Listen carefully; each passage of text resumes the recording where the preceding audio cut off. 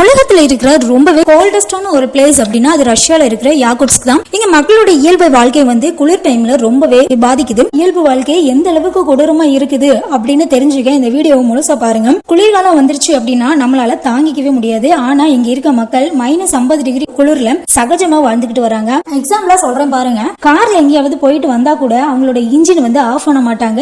ஏன்னா ஆஃப் பண்ண 2 நிமிஷத்துல பனியில உறைஞ்சிரும். அப்புறம் திரும்ப ஆன் பண்ணணும் அப்படின்னா அதுக்கு கோடைக்காலம் வரைக்குமே காத்திருக்கணும். இவங்களால மனசு விட்டு அழக்கூட முடியாது.